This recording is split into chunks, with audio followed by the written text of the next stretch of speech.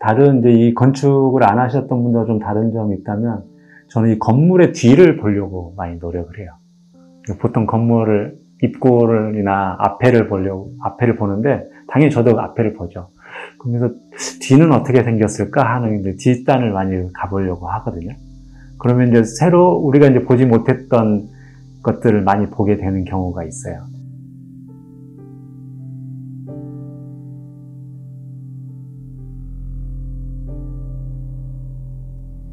네, 저는 정영선이고요.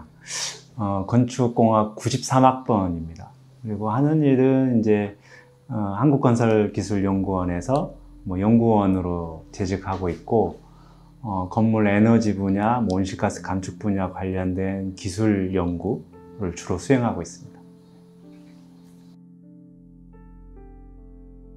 건축은 저한테는 이제 무한대, 무한대라는 느낌이 들었어요. 왜냐면은 분야도 넓고, 또 이 건축이라는 게 우리가 이제 선조시대, 선사시대 때부터 쭉 인간하고 같이 해왔던 것이고, 앞으로 이제 인간이 멸종되기까지 계속 삶을 영위하고 공간에서 살게 되기 때문에, 그런 의미에서도 이제 우리 인간 입장에서는 무한대일 것 같고, 이 분야로 들어갈수록 또 이쪽 분야에서도 이제 그 내용이나 주제가 굉장히 많아가지고 무한대라는 의미가 좀 떠올랐어요.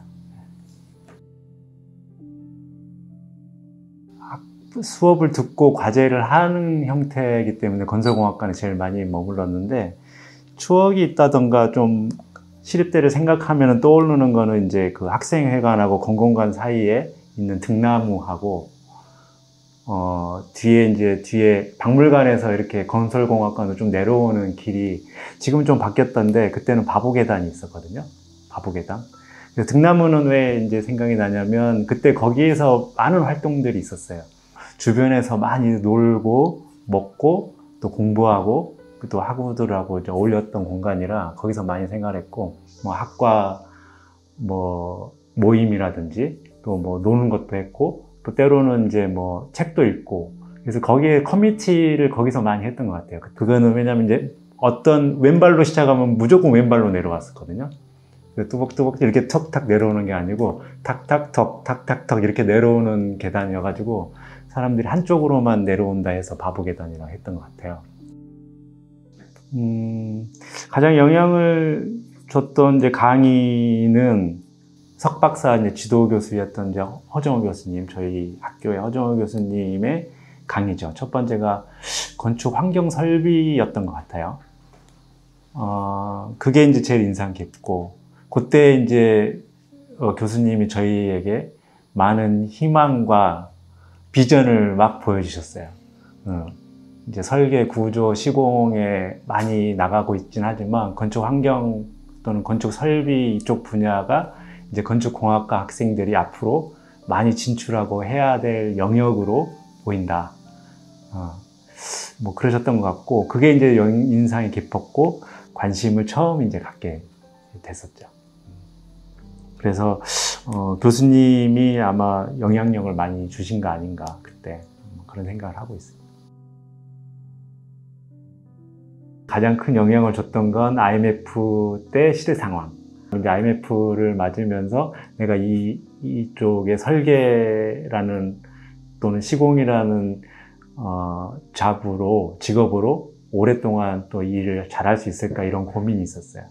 그때 이제 허 교수님이 이제 건축 환경 분야라는 걸 좀 알려주시고, 이쪽은 또 어떨까 하고 이제 문을 두드리고 관심을 갖게 됐고, 그러면서 이제 대학원에 이제 진학을 하게 되면서 이 건축 환경 분야로 이제 오게 된 겁니다. 조금 새로운 분야이기도 하고 다른 사람들이 많이 가지 않는 길이기도 하지만, 또 그게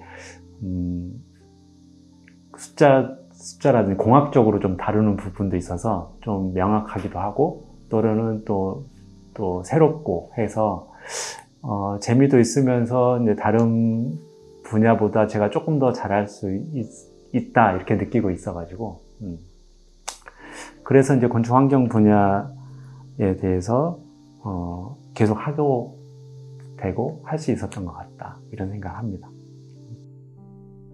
대학 건축공학에 들어와서 이제 어울리고 놀고 공부하면서 나는 연구원이 돼야 되겠다 이런 생각은 해본 적이 없거든요. 학부를 졸업하고 대학원에 진학을 한 다음에 석사를 마칠 쯤 해서 이제 진로 고민을 또 하게 되잖아요. 석사를 마치고 나는 언제 어떻게 해야 되나. 그러다가 어떻게 해야 되나 고민하고 있는데 이제 연구원에서 잠깐 같이 일해보지 않을래? 제가 석사기를 온실가스 평가하는 쪽을 했었거든요. 생애주기 평가 뭐 이런 걸 좀 했었어요. 석사기 때. 근데 이제 그때 저희 연구원의 프로젝트가 이제 생애주기 전과정 평가를 하는 프로젝트를 하고 있어가지고 교수님을 통해서 그런 비슷한 연구를 했던 친구를 찾고 있어가지고 그래서 제가 연구원에 뭐 유학 준비를 하거나 뭐 그럴 때 잠깐 다녀볼까 하고 이제 왔었던 거죠. 처음에는 이제 비정규직으로 기간제로 입사를 했다가 정규직 공고가 나서 이렇게 그러면 정규직이 되어볼까 이렇게 해가지고 시험을 봐서 이제 연구원이 된 거거든요. 특별하게 나는 연구원이 돼야 되겠다 이런 목표를 가지고 했던 건 아니고 그냥 그때 상황에 맞춰서 뭐 하고 선택하고 흘러오다 보니까 연구원 생활을 한 20년 이상 이렇게 하게 된 것 같아요. 지금 업무는 이제 연구원이니까 연구가 이제 제 업무죠.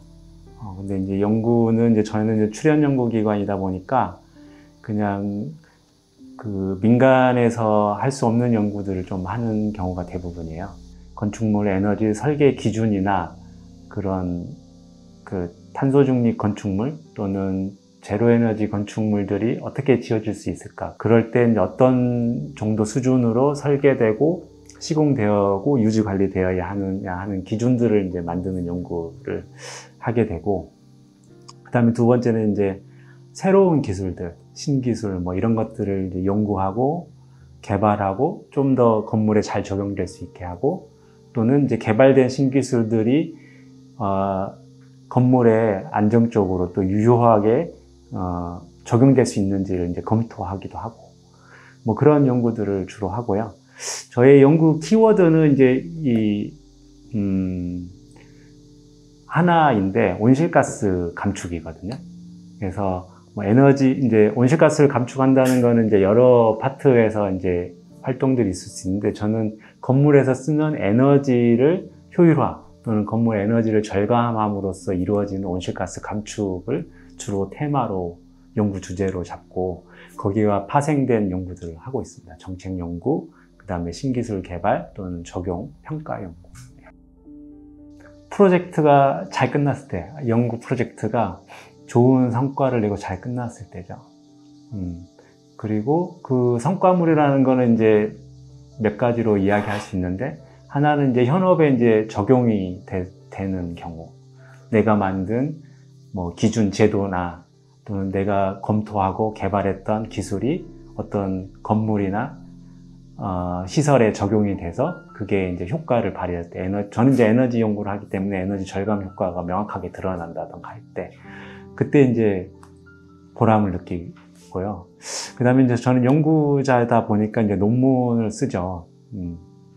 논문을 쓰는데, 제 이 논문을 많은 분들이 읽어주시고, 또 자기 연구에 뭐, 선행 연구 또는 기초 발판 연구로 삼고 더 나아가는 연구를 하셨다고 느끼기 때문에, 이런 걸 보면 좀 보람이 있다고 생각하는 거죠. 제가 이 연구를 하고 글을 써서 사람들에게 특히 연구자들에게 영향을 줬다고 생각하니까 그때 보람을 많이 느끼는 것 같습니다.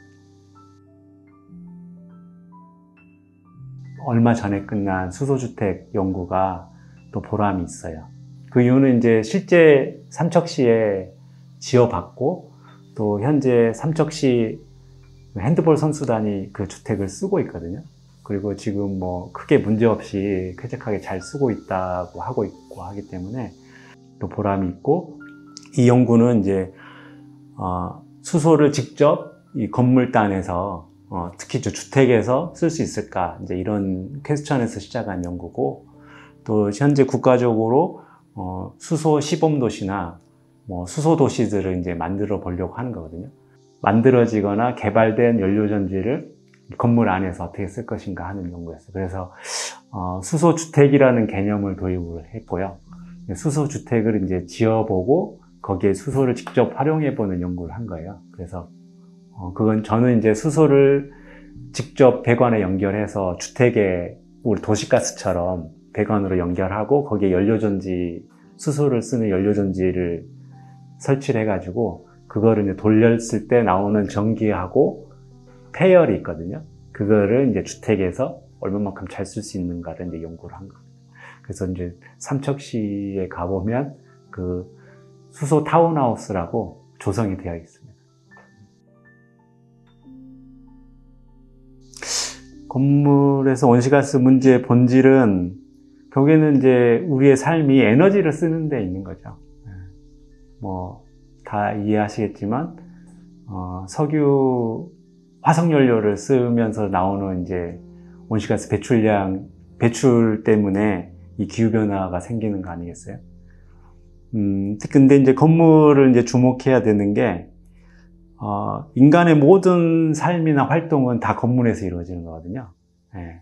그래서, 건물에서 쓰는 에너지가 이제 많게 되는 거고, 근데 그거를 줄이기 위해서 우리의 인간의 삶을 제한할 수는 없잖아요.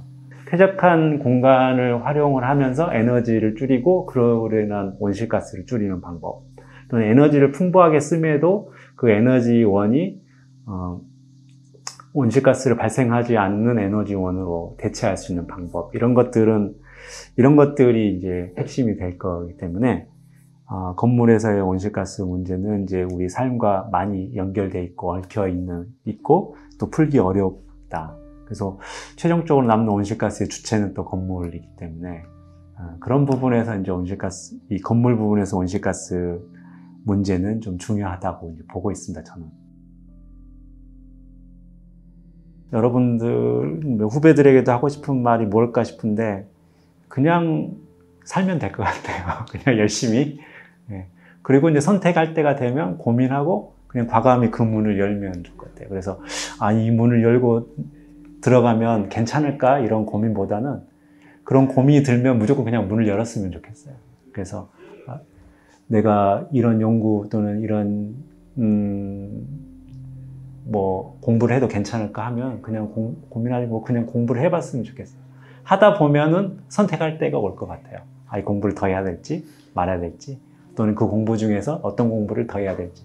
그때 그냥 선택을 하고, 선택을 했으면 그냥 열심히 했으면 좋겠어요. 그래서, 지금 이제 건축공학에 들어와서 공부를 하고 있을 테니까, 그러면은 저는 이 건축공학 공부를 열심히 했으면 좋겠어요. 네. 저도 그랬던 것 같고, 그렇게 살아기를 좀 바라는 것 같아요. 그래서 그냥 하면 좋겠다. 뭐든 그냥 했으면 좋겠다는 생각이.